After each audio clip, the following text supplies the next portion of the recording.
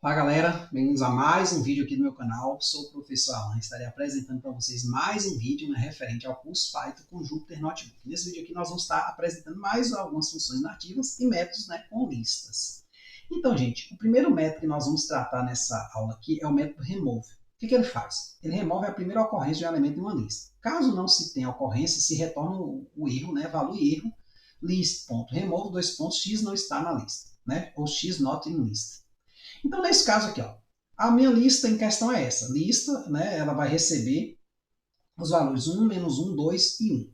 Então, aqui eu vou remover, digamos, a primeira ocorrência do número 1. Eu vejo que ele está aqui dentro, ele aparece aqui na primeira posição de índice 0 e na posição aqui de índice 3, mas ele vai remover porque esse da posição de índice 0. Em seguida, eu vou imprimir a lista para eu ver que, de fato, o elemento foi removido. Então, de fato, o primeiro 1 aqui foi removido. Acontece que eu poderia, por exemplo, tentar remover o 3. O 3 não está na lista. Então, eu vou ter um erro do tipo que foi indicado aqui.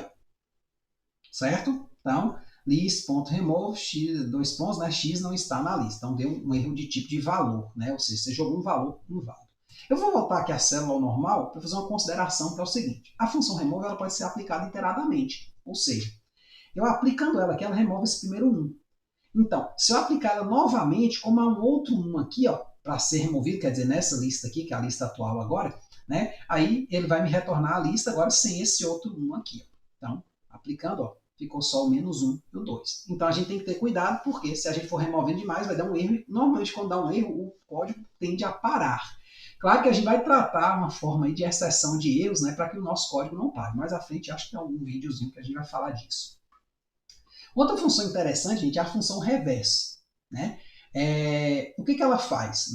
Retorna os elementos de uma lista em ordem reversa, ou seja, retorna a lista em ordem reversa. Então temos aqui, lista igual a 1, menos 1, 2 e 3, e eu quero, por exemplo, pegar essa lista fazendo os últimos ficarem os primeiros, aquela frase famosa, os últimos serão os primeiros. Então, nesse caso aqui, eu vou aplicar o método reverse à lista e vou imprimir. Aí aqui vem uma coisa interessante que ocorreu meio acidentalmente, mas serviu para eu explicar uma coisa interessante, que é o seguinte. Quando eu aplico esse list.reverse, quer dizer, eu aplico o método reverse à lista, eu não estou criando uma nova variável, eu estou alterando uma variável existente. Ele vai buscar essa variável lista onde ela está e vai alterá-la. Então, por exemplo, se eu tentasse executar esse mesmo código aqui acima, desta forma, o que vai acontecer? Eu tenho aqui lista 1, menos 1, 2 e 3, então vai ser gerada a lista novamente, tipo assim, se essa lista aqui foi modificada, não importa, vai ser gerada aqui, e eu vou tentar imprimir esse objeto aqui, list.reverse. O que vai acontecer? None.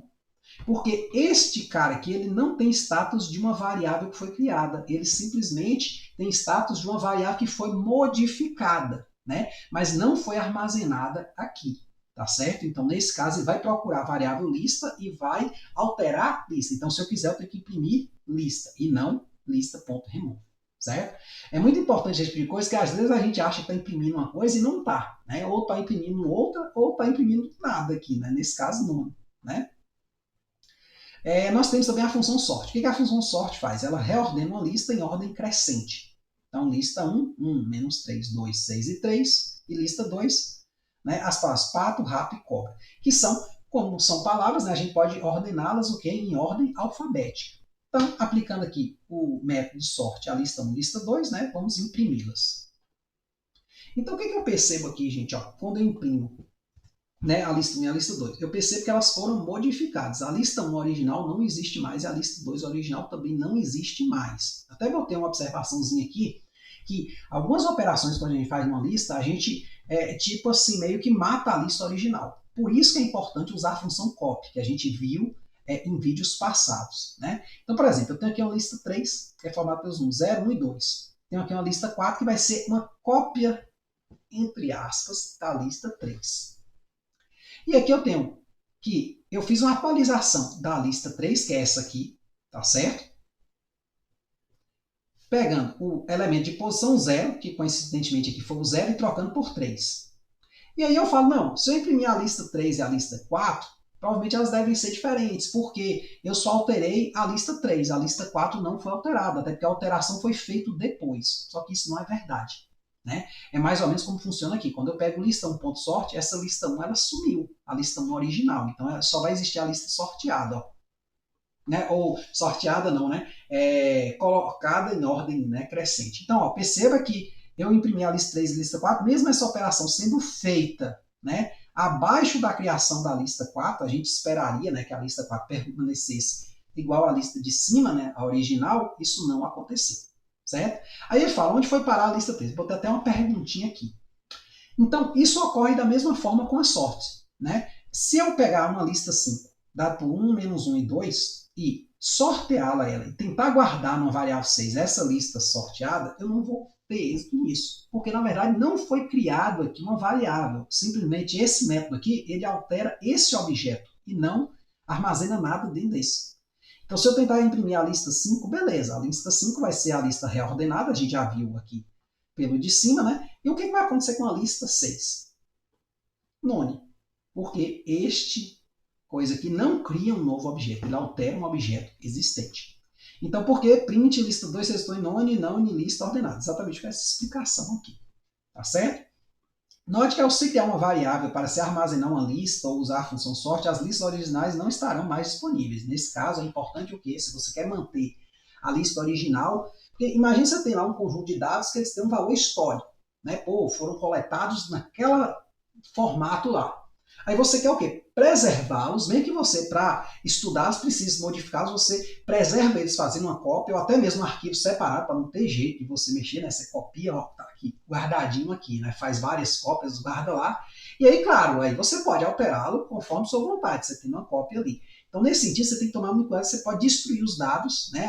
Essa parte histórica deles, se você usar sorte de forma, né, sem tomar cuidado se você fez uma cópia ou não. Aí nós temos uma outra opção que é o sorted. O sorted ele já não é um método, ele vai ser uma espécie de função, né? Ele retorna a lista ordenada com os elementos da lista original crescente para números ou ordem alfabética.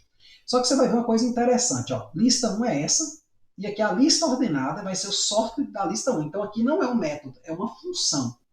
Normalmente a função ela não vai ter o ponto, né? Porque o método é o objeto, ponto, está sofrendo a ação do método. A função não, ela fica por fora, ela vai atuar sobre o objeto, né, criando um novo objeto, mas assim, não altera o objeto original. Então, a diferençazinha, às vezes, de um método para uma função, né, em alguns casos.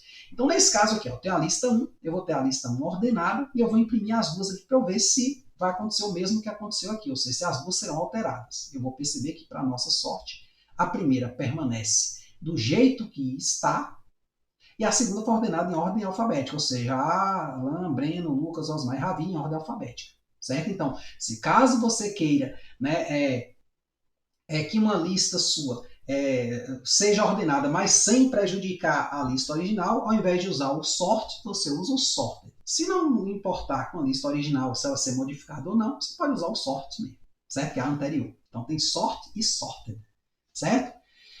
E aí, para fechar, né, nós temos a função zip, que é uma função que a gente vai usar muito, né, quando a gente for fazer, adentrar mais em análise de dados. O que essa função faz? Combina duas ou mais listas em uma, né, de listas, né, em uma lista de listas, onde cada tupla, né, contém um elemento da tupla original. Combina duas ou mais listas em uma tupla de listas. Deixa eu só corrigir aqui, viu, gente? Vou fazer a edição aqui.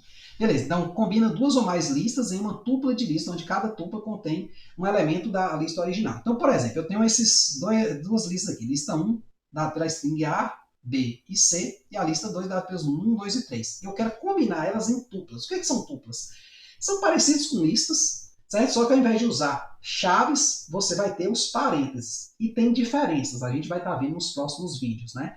Então, embora eu não falei de tupla ainda, a gente já vai falar da função zip aqui, e lá na frente a gente fala dela de novo, né? Porque ela é uma função que está tanto aqui, né, nas listas, né, como também lá em tuplas, né? Então, nesse caso aqui, ó, o que vai acontecer? Eu tenho o código dessa forma. Então, eu tenho a lista 1, lista 2, vou fazer a lista combinada, vai ser o list zip, né? Então, ela vai juntar as duas, criando o quê? Tuplas, pares ordenados, digamos assim, certo? E aí eu vou imprimir a lista combinada, certo?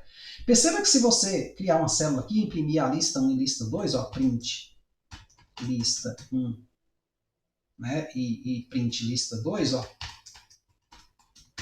não ocorreu nada com elas continuam inalteradas, tá certo? Aí eu posso fazer o seguinte, eu posso descombinar, que também é outro processo que a gente costuma fazer, né? Então imagine que eu tenho aqui uma tupla de tuplas, né? Ou seja, né, ao invés de usar, como eu falei, colchetes, você está usando parênteses, né? E aí é basicamente a ideia parecida com lista, mas tem algumas diferenças, né? Temos aqui os pares ordenados 1, 2, menos 1, 2 e 4, 3. Imagine que eu quero fazer uma lista com o elemento 1, menos 1 e 4, os primeiros, né? E uma outra lista com os elementos 2, 2 e 3. Né? Então eu posso usar esse código aqui, ó, lista 1, vírgula, lista 2 igual a zip, asterisco, lista combinada, que é a lista aqui das duas, né, juntas, né, dos pares ordenados. Aí eu vou imprimir a lista 1 e imprimir a lista 2, ou seja, vai criar esses dois objetos destruindo, entre aspas, esse aqui. Tá certo? Não destruindo, né? A lista combinada ela continua a mesma, né? Vou até botar aqui, ó. Né? Lista comb, né? É o nome que eu estou dando para ela. Certo? Então, ó, os primeiros elementos 1, menos 1, 4, 2, 2, 4. Ou 3, né? No caso aqui. E a lista, né, comb, né, que é a lista combinada, né, ela permanece o quê? Inalterada. Então, sempre fique atento, né, se você não está alterando o objeto original ou não, né, se você está alterando ou não. Então, é muito importante isso aí. Então, eu decidi fazer isso nesse último vídeo exatamente porque a gente já passou por muitos métodos e você pode voltar em todos eles pensando, poxa, será que esse método aqui altera o objeto original ou ele cria um novo objeto? Tá certo? Então é isso aí. Espero que vocês tenham entendido. Espero que tenham gostado. Gente, qualquer dúvida, gente, só colocar nos comentários. Muito obrigado. Até a próxima.